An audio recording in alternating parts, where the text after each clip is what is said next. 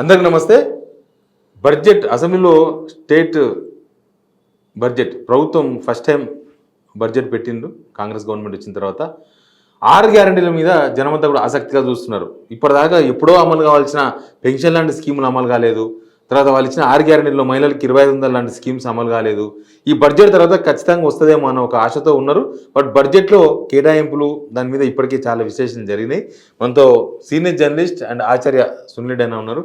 అన్న ఏం చెప్తారు? 6 గ్యారెంటీలు ఇంపార్టెంట్. ఇప్పుడు ఏంటంటే మిగతా అన్ని కూడా ప్రభుత్వ విధానాలు, అవన్నీ అవుతాయి. ఏ ఇయ్యాలనో రేపు అవుతాయో కావచ్చు, తర్వాత తెలుస్తుంది. కానీ 6 గ్యారెంటీలు అనేది ఇప్పటికీ అమలు కావాల్సిన గ్యారెంటీలు అమలు కాలేదని బడ్జెట్ చూసిన తర్వాత ఏమనిపించింది మీకు? 6 గ్యారెంటీలు అమలుకు సరిపడా నిధులు అయితే బడ్జెట్లో పెట్టలేదు. 6 గ్యారెంటీలు అమలు చేసేటువంటి సత్తా ఈ ప్రభుత్వానికి ఉన్నట్టయితే కనిపించట్లేదు. ఇక్కడ పార్టీలు అధికారంలోకి రావడానికి దోహదపడే అంశాలు ఏంటి అనేది మనం ఒక్క నిమిషం చర్చించుకుందాం. 2014లో బీఆర్ఎస్ అధికారం రావడానికి దోహదపడినటువంటి అంశాలు ఏంటి? సరే, ఉద్యమం నేపథ్యము, ఉద్యమం కనుక పోరాడిన వాళ్ళకు ఓట్లేసారు, అదొకటి. దాంతో పాటుగా మేనిఫెస్టోలో ఉన్నటువంటి అంశాలు డబుల్ బెడ్రూమ్ల ఇల్లు, సామాన్యులంతా కూడా డబుల్ బెడ్రూమ్లకు అట్రాక్ట్ అయ్యారు, రుణమాఫీకి అట్రాక్ట్ అయ్యారు. సో ఉద్యోగాలు ఇస్తారు, రాష్ట్రం వస్తే ఉద్యోగాలు వస్తాయని చెప్పేసి అట్రాక్ట్ అయ్యారు. అప్పుడు ఉన్నటువంటి కాంగ్రెస్ ప్రభుత్వం ఆశించిన స్థాయిలో ఉమ్మడి రాష్ట్రంలో ఉద్యోగాలు రాలేదు కాబట్టి. సో అప్పుడు 2014 నిరుద్యోగులు, సామాన్యులు, మహిళలు, పెన్షన్ల పెంపు, ఇవన్నీ కూడా బీఆర్ఎస్ని గెలిపించినాయి.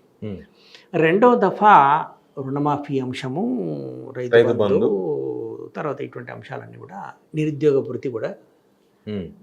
అప్పుడు కాంగ్రెస్ నిరుద్యోగ భృతి ఇస్తే దానికి పోటాపోటీగా బీఆర్ఎస్ కూడా 3,000 అంటే 4,000 అట్లా.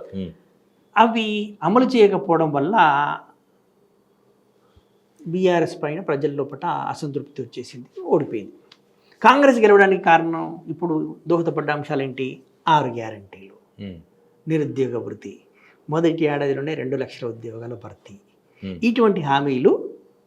కేసీఆర్ ఫెయిల్ అయ్యారు, కానీ కాంగ్రెస్ ఇచ్చినటువంటి హామీలన్నీ కూడా వీళ్ళు చేస్తా అంటున్నారు కదా, చూద్దాం అని నమ్మి ఓట్లేశారు. ఇవి చేయకపోతే మళ్ళీ కాంగ్రెస్ పరిస్థితి కూడా అంతే అవుతుంది. ఇప్పుడు 6 గ్యారెంటీలకు ఓట్ ఆన్ అకౌంట్ బడ్జెట్ ఫిబ్రవరిలో పెట్టిన దాంట్లో 53,000 కోట్ల రూపాయలు కేటాయించారు. వాటికి 1,50,000 కోట్లు కావాలి. మీరు 53 కోట్లు ఎట్లా పెట్టారు, ఎక్కడి నుంచి అవుతుంది, ఏంది అనేటువంటిది అప్పుడు ప్రశ్నించారు. ఇప్పుడు పూర్తి స్థాయి బడ్జెట్లో అంతకంటే తక్కువ కేటాయించారు. ఇందులో ఈ 6 గ్యారెంటీల లోపల మహిళలకు 2,500 ఇచ్చేటువంటి అంశాన్ని అసలు ప్రస్తావించలేదు. చేయూత స్కీము, సామాజిక పెన్షన్లు పెంపు, దాన్ని కూడా లేదు. సో ఇది సాధ్యం కాదు, వాటికి పెట్టలేదు. ఇందులో 6 గ్యారెంటీల లోపల ఈ ఇందిరమ్మ ఇండ్లకు సంబంధించి కూడా అందరూ సెంట్రల్ గవర్నమెంట్ ఫండింగ్ ఉంటుంది. ఓకే, దానికి కొన్ని నామ్స్ ఉన్నాయి. వీళ్ళు అర్బన్ ఏరియాలో 2 లక్షలు, రూరల్ ఏరియాలో 2.5 లక్షలు, మొత్తం 4.5 లక్షలు ఇల్లు కడతామని చెప్తున్నారు. దానికి బాగానే 23,000 కోట్ల దాకా ఎంతో కావాల్సి వస్తుంది, లెక్కేశారు. బడ్జెట్లో అది కనపడతలేదు. సో అసలు ఈ బడ్జెట్లోనే వాస్తవిక కేటాయింపులు లేవు. ఎంతైతే అవసరమో అంత కేటాయింపులు లేవు. లేకపోతే ఈ 6 గ్యారెంటీలు ఇంకొక కీలకమైన అంశం. రేవంత్ రెడ్డి ముఖ్యమంత్రిగా డిసెంబర్ 7వ తారీఖు ప్రమాణ స్వీకారం చేసినప్పుడు తొలి సంతకం దేని మీద పెట్టాడు? 6 గ్యారెంటీల అంశం మీద పెట్టాడు. చట్టబద్ధత చేస్తామన్నారు. అవును.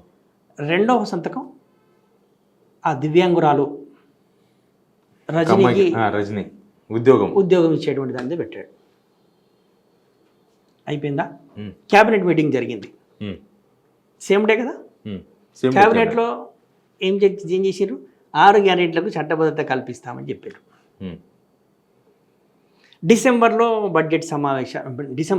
తొలి సమావేశాలు జరిగినాయి, సభ్యుల ప్రమాణ స్వీకారం.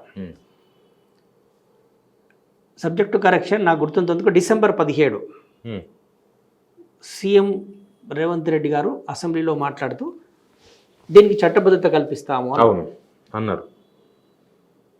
మరి ఫిబ్రవరిలో మళ్ళీ బడ్జెట్ సమావేశాలు జరిగినాయి, ఓటాన్ అకౌంట్ అప్పుడు పెట్టలేదు, ఇప్పుడు బడ్జెట్ సమావేశాలు జరుగుతున్నాయి పూర్తి స్థాయి. మరి ఇప్పుడు కూడా 6 గ్యారెంటీలకు చట్టబద్ధత బిల్లు వచ్చిందా? కాలేదు.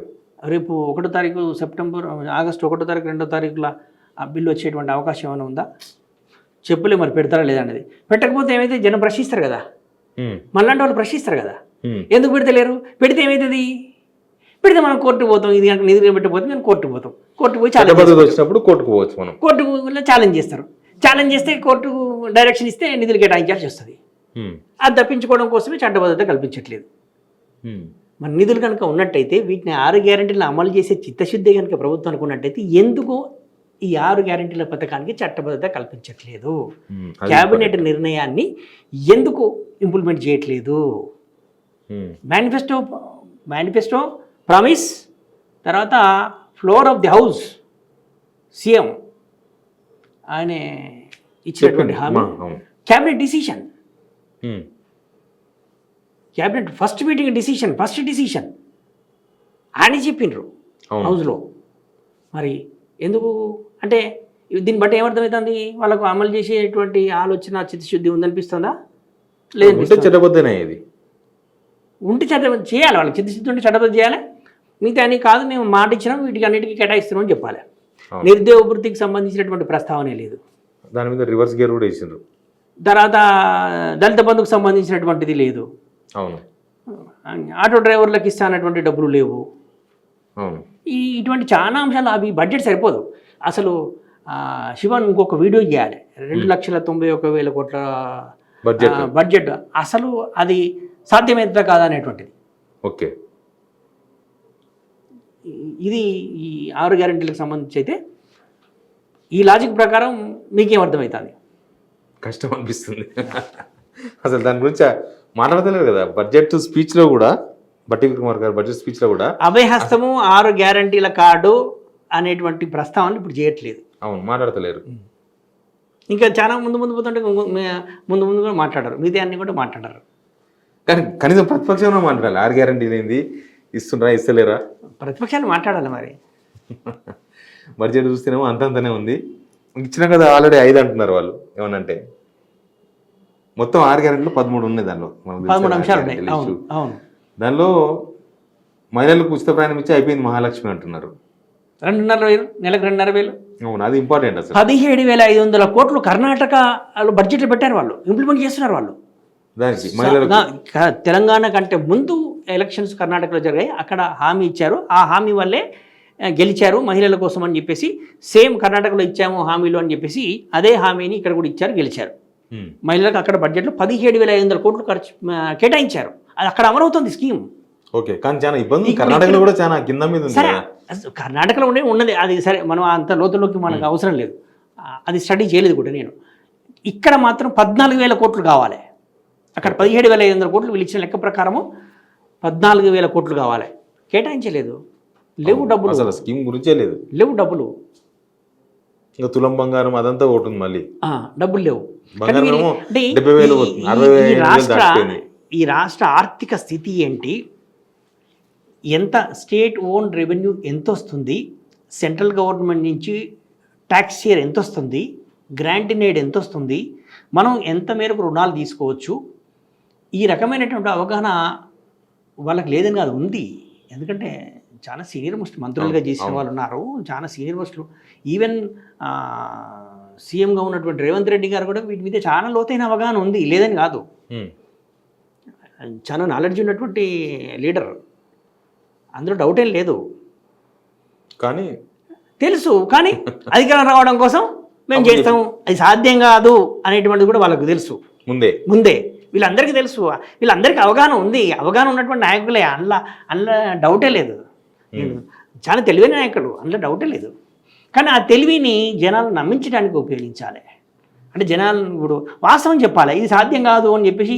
కేసీఆర్ ఈ అప్పుల పాలు చేసిండు కాబట్టి ఇటువంటి హామీలు మేము ఇవ్వలేము, మీరు వేస్తే అయిన లేకపోతే లేదు. బీజేపీ చెప్పింది అదే మాట, ఇది సాధ్యం కాదు కాబట్టి ఎలక్షన్స్ ముందు మేము ఇటువంటి హామీలు, అలవి కాని హామీలు, ఉచితాలు మేము ఇవ్వలేము, ఈ ఫ్రీ బీస్ వల్ల కష్టమవుతుంది అని చెప్పి రూపం వాళ్ళు ఓట్లు పడలేదు. వీళ్ళు చెప్పిర్రు, జనాలు నమ్మిరు, చేస్తారేమో చూద్దామని చెప్పేసి. తిరగొస్తే ఇట్లా అయింది. ఇప్పుడు మన పని ఏంటంటే ఇది సాధ్యం కాదు అని చెప్పేసి మన పని మనం ప్రజల తరపున ఉంటాం, మనం చెప్పాలి, మనం ఎడ్యుకేట్ చేయాలి, ఇది సాధ్యం కాదు, మీరు నన్ను మోసం హామీ ఇచ్చిన వాళ్ళు సాధ్యం కాదు అన్నప్పుడు కదా మనం మాట్లాడాల్సింది. వాళ్ళు సాధ్యం కాదు అంటలేరు కదా, అయితే వాళ్ళు చేయాల్సిందే. ఏం చేస్తారనేది వేరే విషయం. ఇప్పుడు ప్రజల తరపున మనం చెప్పినాం అనుకో, మీకెందుకు వాళ్ళు హామీలు చేస్తారు కదా అంటారు. కాబట్టి ప్రజలు అడుగుతున్నారు కనుక మీరు చేయాల్సింది అనేటువంటిది మన బాధ్యత అంతే. వాళ్ళు చేయాల్సి ఇచ్చిన హామీలు ఇచ్చిన కనుక చేయాల్సిందే. వాళ్ళకి అవన్నీ తెలిసి కూడా ఇచ్చారు, ఎట్లా ఇస్తారు? రైట్. కాబట్టి ఇచ్చిన కనుక చేయాల్సిందే. Thank you Acharya. Anyway 6 guarantees గురించి జనమంతా ఎదురు చూస్తున్నారు.